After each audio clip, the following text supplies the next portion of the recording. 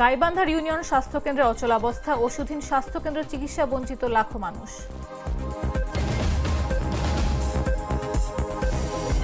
ফরিদপুরের হরিমন্দিরে 51 সতীপীঠে 151 প্রতিমা। নওগাঁয় সিঁদুর খেলায় মেতেছেন নারীরা, সন্ধ্যায় প্রতিমা বিসর্জন।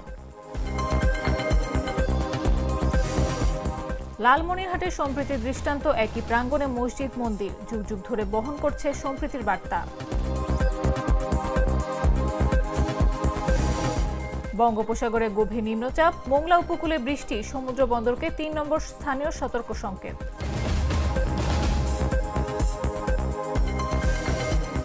এবং পাকুন্দিয়ার নতুন সম্ভাবনা গাছ আলু, কিশোরগঞ্জে বদলাচ্ছে কৃষকের জীবন, বৈদেশিক মুদ্রা অর্জনের প্রত্যাশা।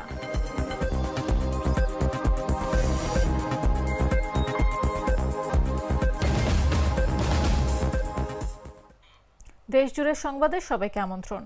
সাথে আছে আমি Nafis Abdullah. Treat chocolate, treat moment, sweet moment. গাইবান্ধায় 1 বছরের বেশি সময় ধরে ইউনিয়ন স্বাস্থ্য কেন্দ্রগুলোতে ওষুধ ও চিকিৎসা সামগ্রীর সরবরাহ বন্ধ, ফলে চিকিৎসা পাচ্ছেন না এলাকাবাসী। কেন্দ্রগুলোতে ডাক্তার কম, সেবা অর্ধেক কার্যকর, ফলে রোগীরা ফিরছেন খালি হাতে। গাইবান্ধা প্রতিনিধির পাঠানো তথ্যচিত্রে বিস্তারিত জাগো ডেস্ক রিপোর্টে। ওষুধ নেওয়ার জন্য অসুস্থ, ওষুধ নেওয়ার জন্য আসছিলাম, তা আসি তো একবারও তো পাই না কোনো ডাক্তার। গাইনি ডাক্তারের কাছে কোনো পরামর্শ নিতে বা কোনো দরকারের জন্য আসি, তাকেও তো না দেখতে। এমনিভাবেই ক্ষোভ উগরে দিলেন সুন্দরগঞ্জ উপজেলার মরুয়াদহ গ্রামের বাসিন্দা সালেয়া বেওয়া। এই চিত্র শুধু ছাপুরহাটি নয়, পুরো গাইবান্ধার ইউনিয়ন স্বাস্থ্য ও পরিবার কল্যাণ কেন্দ্রগুলোই আজ একরকম নিস্তব্ধ। কোথাও ডাক্তার নেই, কোথাও ওষুধ নেই, আবার কোথাও দরজা খুলেই দেরিতে।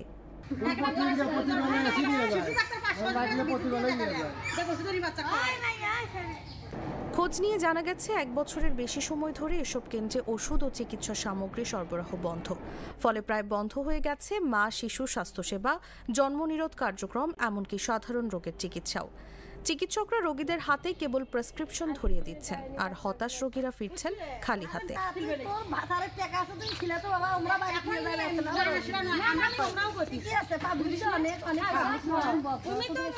জেলার 82 ইউনিয়নের মধ্যে 68টিতে স্বাস্থ্যকেন্দ্র আছে, কিন্তু 975 জন জনবলের বিপরীতে কর্মরত আছেন মাত্র 600 জন। 13 জন MBBS চিকিৎসকের পরিবর্তে আছেন কেবল 1 জন, তাও জেলা শহরে। মাঠ পর্যায়ে দায়িত্বে আছেন শুধু কিছু উপসহকারী কর্মকর্তা, যাদের হাতে কার্যত কিছুই নেই।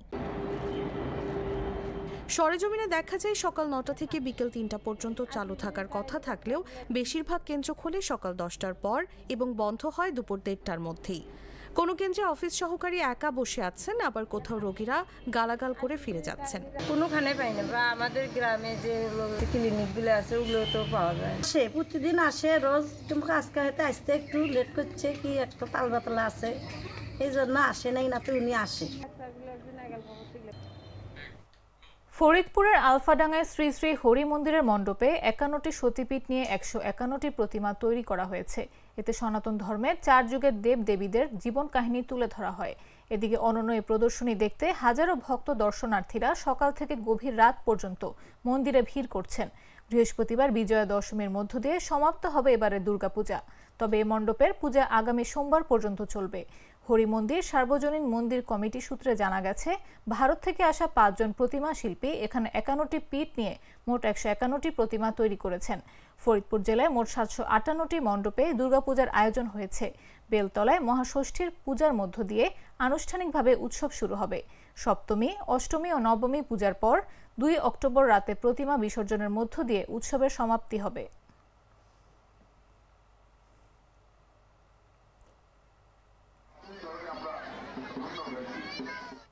হিন্দু ধর্মাবলম্বীদের সবচেয়ে বড় ধর্মীয় উৎসব শারদীয় দুর্গাপূজার মহাদশমী আজ।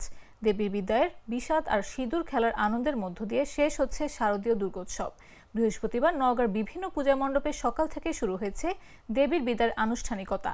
সকাল থেকে আকাশ মেঘাচ্ছন্ন ছিল, সঙ্গে থেমে থেমে গুড়ি গুড়ি বৃষ্টি। এই পরিবেশ উপেক্ষা করেই ভক্তরা দল বেঁধে পূজা মণ্ডপগুলোতে আসতে শুরু করেন। মণ্ডপগুলোতে দশমীর বিহিত পূজা ও দর্পণের আনুষ্ঠানিকতা চলছিল। পূজা অর্চনার পর নারীরা দেবী দুর্গার সিঁথিতে শেষবারের মতো সিঁদুর পরিয়ে দেন। এরপরে শুরু হয় সিঁদুর খেলার উৎসব। জীবনকে রঙিন করে রাঙিয়ে তুলতে এবং আগামী দিনের জন্য শুভকামনা জানাতে নারীরা একে অপরের গালে মুখে সিঁদুর মেখে দেন। বিবাহিত নারীদের পাশাপাশি তরুণী ও শিশুদেরও এই সিঁদুর খেলায় অংশ নিতে দেখা যায়। এ সময় ঢাকের বাদ্যে প্রতিটি পূজা মণ্ডপের পরিবেশ ছিল আনন্দমুখর।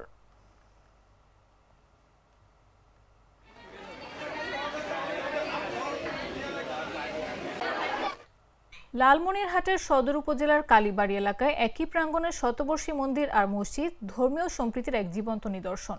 পূজা নামাজ একসাথে চলে এখানে।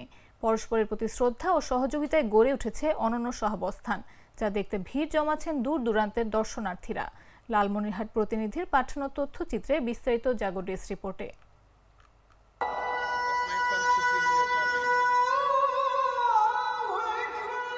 লালমনিরহাটের সদর উপজেলার কালীবাড়ি এলাকায় একই প্রাঙ্গণে অবস্থিত পুরানবাজার জামে মসজিদ ও কালীবাড়ি কেন্দ্রীয় মন্দির যেন ধর্মীয় সম্প্রীতির অনন্য নিদর্শন। মোরা এক বৃন্তে দুটি কুসুম, হিন্দু মুসলিম, মুসলিম তার নয়নমণি, হিন্দু তাহার প্রাণ। এভাবে স্থানীয়রা যুগ যুগ ধরে এই সম্প্রীতির বার্তা বহন করছেন।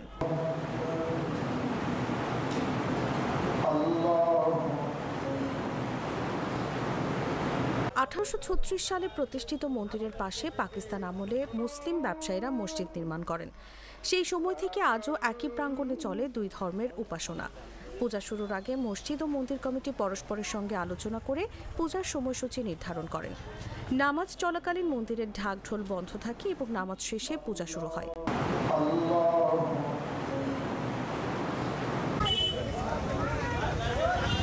এই শারদীয় দুর্গোৎসবে জেলার 469টি পূজা মণ্ডপের মধ্যে কালীবাড়ি কেন্দ্রীয় মন্দির অন্যতম আকর্ষণ। প্রতিদিন দূর দূরান্ত থেকে মানুষ এখানে আসছেন ধর্মীয় সম্প্রীতির অভিজ্ঞতা নিতে।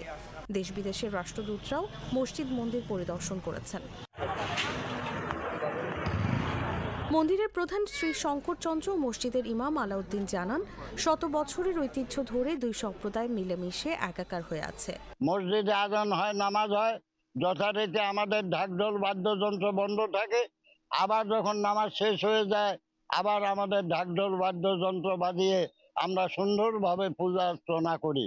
দর্শনার্থীরা জানালেন, এটি অন্যরকম এক অনুভূতি, যেখানে ধর্মীয় সহাবস্থান শিক্ষার পাঠশালা হয়ে দাঁড়িয়েছে। হ্যাঁ, পরিবার সহ আসছি, সবাই মিলে ভালোই কাটাচ্ছি, এবার বুঝে ভালোই আনন্দ করতেছি। লালমনিরহাটের এই মসজিদ মন্দির শুধু উপাসনালয় নয়, বরং শান্তি ও সম্প্রীতির এক অনন্য জীবন্ত নিদর্শন। নিউজ ডেস্ক, জাগো নিউজ। সপ্তাহ শেষে ময়মনসিংহ বাজারে বেড়েছে সবজির দাম। এই মুহূর্তে বাজার দর জানতে ময়মনসিংহে আছেন সহকর্মী কাদেরুজ্জামান মিন্টু। সরাসরি যাচ্ছি তার কাছে। ময়মনসিংহের বাজারগুলোতে সপ্তাহের ব্যবধানে বেশিরভাগ সবজির দাম বেড়েছে। আমি এই মুহূর্তে আছি ময়মনসিংহের ঐতিহ্যবাহী বাজার মেছোয়া বাজারে। এখানে এসে যেটি দেখেছি যে সপ্তাহের ব্যবধানে বিভিন্ন সবজির দাম কেজিতে 10 টাকা পর্যন্ত বেড়েছে। এছাড়া সবচেয়ে বেশি বেড়েছে সিমের দাম। গত সপ্তাহ আমরা দেখেছি যে সিম 120 টাকা কেজিতে বিক্রি হয়েছে, অথচ এখন কেজিতে সিম 60 টাকা বৃদ্ধি পেয়েছে, অর্থাৎ এখন বিক্রি হচ্ছে 180 টাকা কেজিতে। এছাড়া সবচেয়ে বেশি বেড়েছে কাঁচামরিচের দাম। এই বাজারে এসে যেটি দেখতে পেয়েছি যে গত সপ্তাহে 160 টাকা কেজিতে কাঁচামরিচ বিক্রি হলেও এখন কিন্তু কাঁচামরিচ বিক্রি হচ্ছে 260 টাকা কেজিতে। এছাড়া ধুন্দলের দাম বেড়েছে 10 টাকা। গত সপ্তাহ 50 টাকা কেজিতে ধুন্দল বিক্রি হলেও এখন কিন্তু 60 টাকা কেজিতে বিক্রি হচ্ছে। এছাড়া গোল টমেটোর দামও 10 টাকা বেড়েছে। গত সপ্তাহ 80 টাকা কেজিতে গোল বেগুন বিক্রি হলেও এখন কিন্তু 90 টাকা কেজিতে বিক্রি হচ্ছে। এছাড়া যদি অন্যান্য সবজির দাম বলি, বর্তমানে চায়না গাজর 110 টাকা, কাঁকরোল 70 টাকা, পটল 60, চিচিঙ্গা 70, ঝিঙে 70, চিকন যে বেগুন রয়েছে সেটি 80 টাকা কেজি এবং করলা 80, ঢেঁড়স 90, শসা 60। এছাড়া কচুর মুখী 30 টাকা কেজি, কাঁচা পেঁপে 20 টাকা কেজি, মিষ্টি কুমড়া 40 টাকা কেজি, লাউ 60 টাকা কেজি, কাঁচা কলা 40 টাকা কেজি এবং লেবু কিন্তু 20 টাকা হালিতে বিক্রি হচ্ছে। শোল 600 থেকে 880, ট্যাংরা 540 থেকে 860 এবং টাকি মাছ 420 থেকে 570 টাকা কেজিতে বিক্রি হচ্ছে। এছাড়া ব্রয়লার মুরগি, কক মুরগি, গরু খাসির মাংস, ফার্মের মুরগির ডিম, দেশি মুরগির ডিম, হাঁসের ডিম এগুলো কিন্তু স্থিতিশীল অবস্থায় বিক্রি হচ্ছে। তো এই মুহূর্তে এই ছিল ময়মনসিংহের দেশের 8 জেলায় ঝোড়ো হাওয়া সহ বৃষ্টি বা বজ্রবৃষ্টি হতে পারে। বৃহস্পতিবার অভ্যন্তরীণ নদী বন্দরগুলোর জন্য দেয়া আবহাওয়ার পূর্বাভাসে এ তথ্য জানানো হয়েছে। সকাল 5টা থেকে দুপুর 1টা পর্যন্ত দেয়া পূর্বাভাসে বলা হয়েছে, দক্ষিণ পূর্ব দিক থেকে ঘন্টায় 45 থেকে 60 কিলোমিটার বেগে অস্থায়ীভাবে দমকা ঝোড়ো হাওয়া সহ বৃষ্টি বজ্রবৃষ্টি হতে পারে। এসব এলাকার নদী বন্দরগুলোকে 1 নম্বর সতর্ক সংকেত দেখাতে বলা হয়েছে।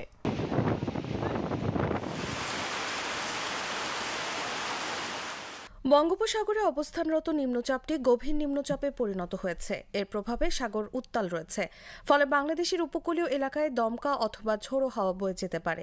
বৃহস্পতিবার সকালে আবহাওয়ার 3 নম্বর বিশেষ বিজ্ঞপ্তিতে এই তথ্য জানানো হয়েছে। বিশেষ বিজ্ঞপ্তিতে বলা হয়, পশ্চিম মধ্য বঙ্গোপসাগর ও তৎসংলগ্ন এলাকায় অবস্থানরত নিম্নচাপটি উত্তর পশ্চিম দিকে অগ্রসর ও ঘনীভূত হয়ে পশ্চিম মধ্য বঙ্গোপসাগর এবং তৎসংলগ্ন উত্তর পশ্চিম বঙ্গোপসাগর এলাকায় গভীর নিম্নচাপে পরিণত হয়েছে। এটি আজ সকাল 6টায় চট্টগ্রাম সমুদ্র বন্দর থেকে 875 কিলোমিটার দক্ষিণ পশ্চিমে, কক্সবাজার সমুদ্র বন্দর থেকে 830 কিলোমিটার দক্ষিণ পশ্চিমে, মোংলা সমুদ্র বন্দর থেকে 735 কিলোমিটার দক্ষিণ পশ্চিমে এবং পায়রা সমুদ্র বন্দর থেকে 740 কিলোমিটার দক্ষিণ পশ্চিমে অবস্থান করছিল। এটি আরও উত্তর পশ্চিম দিকে অগ্রসর হতে পারে। এর প্রভাবে উত্তর বঙ্গোপসাগর এলাকায় বায়ুচাপের তারতম্যের আধিক্য বিরাজ করছে। উত্তর বঙ্গোপসাগর, বাংলাদেশের উপকূলীয় এলাকা ও সমুদ্র বন্দরসমূহের উপর দিয়ে দমকা বা ঝোড়ো হাওয়া বয়ে যেতে পারে। বিজ্ঞপ্তিতে আরও বলা হয়, নিম্নচাপ কেন্দ্রের 48 কিলোমিটারের মধ্যে বাতাসের একটানা সর্বোচ্চ গতিবেগ ঘন্টায় 50 কিলোমিটার, যা দমকা অথবা ঝোড়ো হাওয়ার আকারে 60 কিলোমিটার পর্যন্ত বৃদ্ধি পাচ্ছে। গভীর নিম্নচাপ কেন্দ্রের নিকটবর্তী এলাকায় সাগর উত্তাল রয়েছে। চট্টগ্রাম, কক্সবাজার, মোংলা ও পায়রা সমুদ্র বন্দরকে 3 নম্বর স্থানীয় সতর্ক সংকেত দেখিয়ে যেতে বলা হয়েছে। উত্তর বঙ্গোপসাগরে অবস্থানরত মাছ ধরার নৌকা ও ট্রলারগুলোকে পরবর্তী নির্দেশ না দেওয়া পর্যন্ত উপকূলের কাছাকাছি থেকে সাবধানে চলাচল করতে বলা হয়েছে, যাতে স্বল্প সময়ের নোটিশে নিরাপদ আশ্রয়ে যেতে পারে। গ্লিটারের টুইন লেমন ও অ্যান্টিব্যাকটেরিয়াল ফর্মুলা বাসনকে চকচকে জীবাণুমুক্ত করে আমাদের দেয় গ্লিটার গ্যারান্টি। বঙ্গোপসাগরে সৃষ্টি হওয়া সুস্পষ্ট লঘুচাপটি ঘনীভূত হয়ে নিম্নচাপে পরিণত হয়েছে। এর প্রভাবে মোংলা উপকূলে ঝোড়ো হাওয়া সহ বৃষ্টিপাত হচ্ছে। এছাড়া মোংলা সমুদ্র বন্দরকে 3 নম্বর স্থানীয় সতর্ক সংকেত দেখিয়ে যেতে বলেছে আবহাওয়া অধিদপ্তর। বৃহস্পতিবার দুপুর 12টার দিকে নিম্নচাপটি মোংলা বন্দর থেকে 735 কিলোমিটার দক্ষিণ পশ্চিমে অবস্থান করছে। এর প্রভাবে মোংলা বন্দর সহ সংলগ্ন বঙ্গোপসাগর ও সুন্দরবন উপকূলে গতকাল বুধবার গভীর রাত থেকে ঝোড়ো হাওয়া সহ বৃষ্টিপাত হচ্ছে। এছাড়া আজ ভোর থেকে আকাশে সূর্যের দেখা মেলেনি। নিম্নচাপের প্রভাবে সাগর উত্তাল থাকায় গভীর সাগর ও সুন্দরবনের নদী খালে মাছ ধরতে যাওয়া জেলে মাঝি মাল্লাদের নিরাপদে থাকার নির্দেশনা দিয়েছে আবহাওয়া অফিস। ফেনীর দাগনভূঞা উপজেলার সিলোনিয়া বাজারে যাত্রীবাহী বাস উল্টে 3 জন নিহত হয়েছেন। এতে অন্তত 10 জন গুরুতর আহত হয়েছেন। বৃহস্পতিবার সকাল 10:30টার দিকে ফেনী নোয়াখালী আঞ্চলিক মহাসড়কে এই দুর্ঘটনা ঘটে। পুলিশ ও স্থানীয়রা জানায়, সুগন্ধা পরিবহনের একটি যাত্রীবাহী বাস ফেনী থেকে নোয়াখালীর দিকে যাচ্ছিল। সিলোনিয়া বাজারে পৌঁছালে বাসটি নিয়ন্ত্রণ হারিয়ে বৈদ্যুতিক খুঁটিতে ধাক্কা দিয়ে উল্টে যায়। পুলিশ ও ফায়ার সার্ভিস ঘটনাস্থলে পৌঁছার আগেই স্থানীয়রা বাস থেকে আহতদের উদ্ধার করে ফেনী জেনারেল হাসপাতালে নিয়ে যায়। সেখানে কর্তব্যরত চিকিৎসক 3 জনকে মৃত ঘোষণা করেন। 250 শয্যা ফেনী জেনারেল হাসপাতালের আবাসিক মেডিকেল অফিসার শোয়েব ইমতিয়াজ নিলয় সড়ক দুর্ঘটনায় 3 জন নিহত হওয়ার তথ্য নিশ্চিত করেছেন। গাড়ি আমার মনে হয় গাড়ি ওভার স্পিডে ছিল, যার কারণে গাড়ি ব্যাগের বাজারে ব্রিজের আগে মারি মোড় নেওয়ার সময় গাড়িটা কন্ট্রোলিং হারায়। প্রথমবার বাড়ি খায় আপনার ব্রিজের বাম পাশে, দ্বিতীয়বার বাড়ি খায় আবার ব্রিজের ডান পাশে। এর পরবর্তীতে আবার গাড়ি কাট নিলে মোড় নিলে পরবর্তীতে গাড়ি কারেন্টের পিলার সহ নিয়ে দোকানের ভিতরে ঢুকে যায়।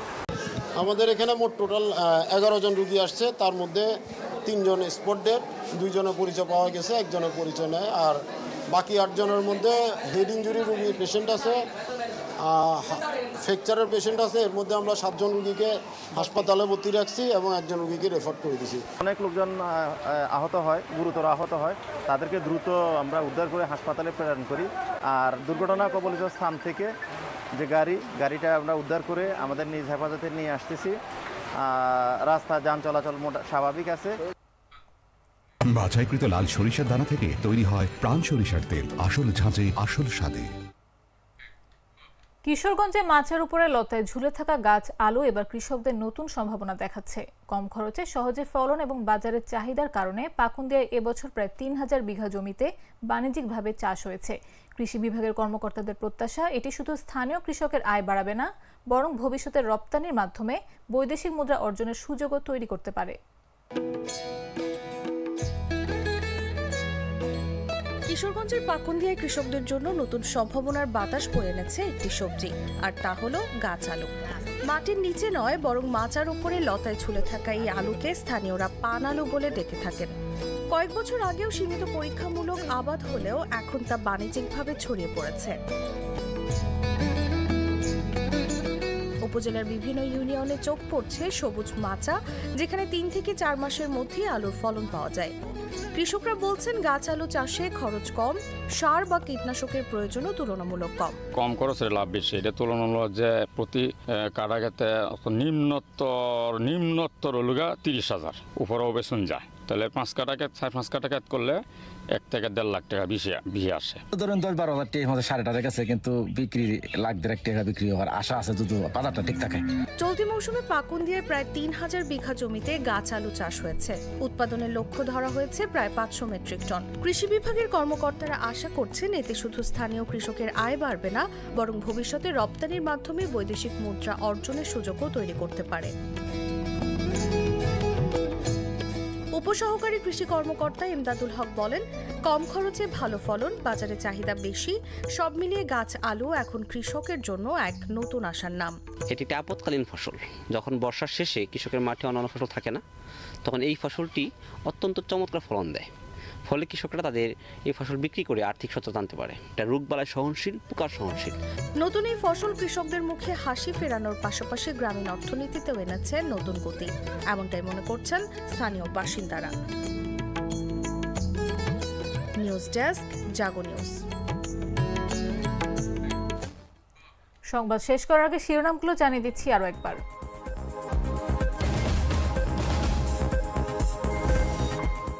গাইবান্ধার ইউনিয়ন স্বাস্থ্যকেন্দ্রের অচলাবস্থা, ওষুধহীন স্বাস্থ্যকেন্দ্র, চিকিৎসা বঞ্চিত লাখ মানুষ।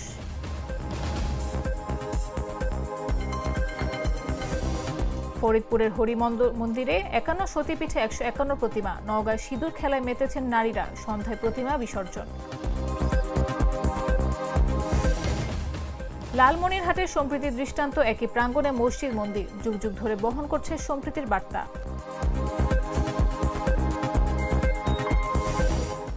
বঙ্গোপসাগরে গভীর নিম্নচাপ, মোংলা উপকূলে বৃষ্টি, সমুদ্র বন্দরকে 3 নম্বর স্থানীয় সতর্ক সংকেত।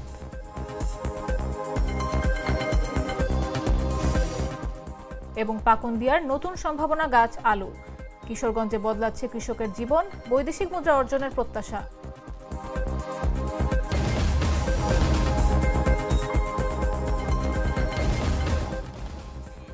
দর্শক, এই ছিল এখনকার মতো। প্রতি মুহূর্তের সর্বশেষ খবর পেতে ভিজিট করুন jagonews24.com, ফলো করুন আমাদের ভেরিফাইড ফেসবুক পেজ এবং সাবস্ক্রাইব করুন জাগো নিউজের ইউটিউব চ্যানেল। এতক্ষণ সাথে থাকার জন্য ধন্যবাদ সবাইকে।